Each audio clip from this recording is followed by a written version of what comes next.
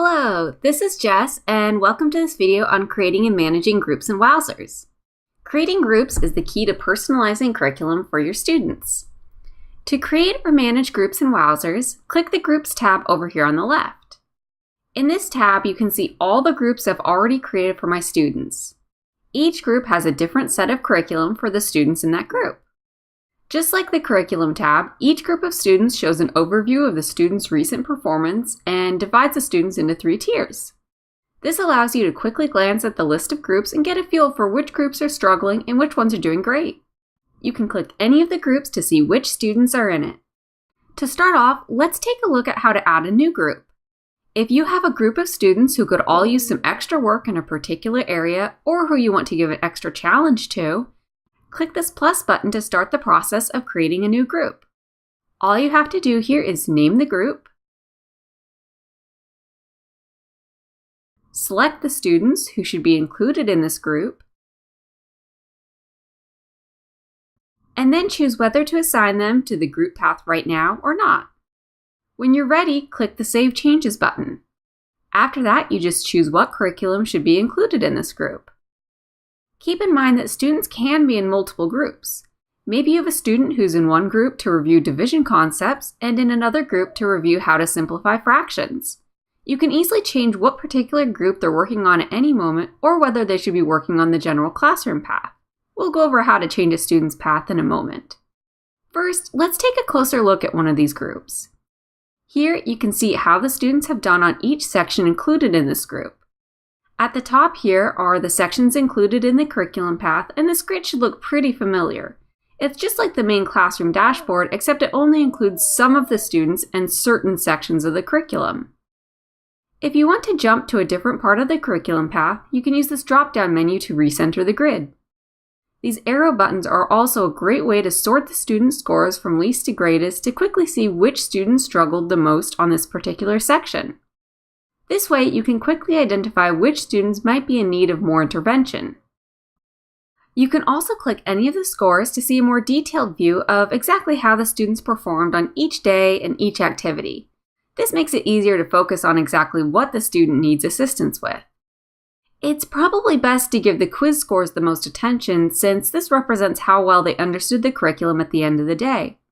For any low quiz scores, you can click the score to see what the quiz was about, as well as exactly what the questions were, along with whether the student got it correct or incorrect.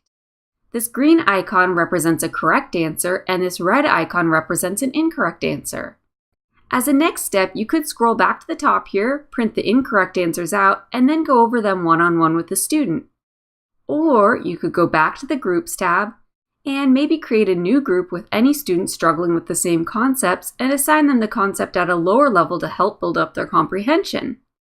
If it's only this one student struggling with the concept, it's probably more efficient to assign them to an individual temporary path instead.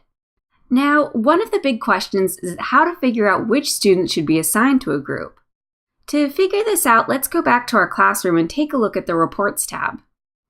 Let's scroll down and look at the Standards report. Now, I might have some students who I suspect are struggling with fractions, but I'm not sure who they are. I can type in fraction here, and all the standards that include the word fraction pop up. It looks like there are 4 students struggling with this standard. Let's just click the number to see who they are. Now I can easily select all these students, go to the Create Group tab, and create a group for these students. However, I actually already have a group that focuses on fractions. Instead of creating a new group, let's just add these students to the existing group. To do this, let's go back to the Groups tab, and then click the Group Roster tab. Now we just have to click the names of those students to add them to this group. I'll also go ahead and click the option to assign them to the path so they can start working on this content immediately. Now, you likely don't want students working on their group path all the time.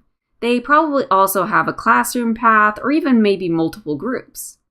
To switch between those paths, use this play button. Because I'm in the fractions group, clicking the play button will move the student to the fractions path either after their current activity or immediately. If I want to move her back to the classroom path, I just go back to the classroom dashboard and click the play button here. If I want to move all of my students to the curriculum path or the group path, I just use the play button at the top. Each time I swap the path a student is working on, they pick up wherever they left off on that particular path. When a student completes a group path, they automatically return to the classroom path. However, if they have an NWEA path, they move to that path automatically instead. Something else I want to point out is this magnifying glass. Right now you can see the student's overall grade on each section. If I want to see a more detailed view, I just click the magnifying glass to see their grade on each individual activity within that section. This is useful if you notice a student scored poorly on a section and you want to see exactly where they went astray. Feel free to click the magnifying glass again to see an even more detailed view where you can see how many questions they answered in each activity. To get back to the normal view, just click the sections link at the top. Now, there's one more feature I want to be sure to cover for groups. When you create the group, you create a curriculum path for those students, but sometimes you'll want to edit this path either to add more content, remove something, or just rearrange the sections. To do this, click the group you want to edit, then click the Path tab. Here's the current path. To edit it, click the Edit button and either rearrange the sections or click the Add New Sections button to add more content to the path. You can even clear the entire path if you want to start fresh. After you make any changes, you can choose to either move students back to the beginning of the path if you changed it substantially, or leave them where they currently are. Alright, I know that was a lot of information, but groups are a very powerful feature to really personalize learning for your students. Thanks so much for joining me for this video, and I'll see you in the next tutorial.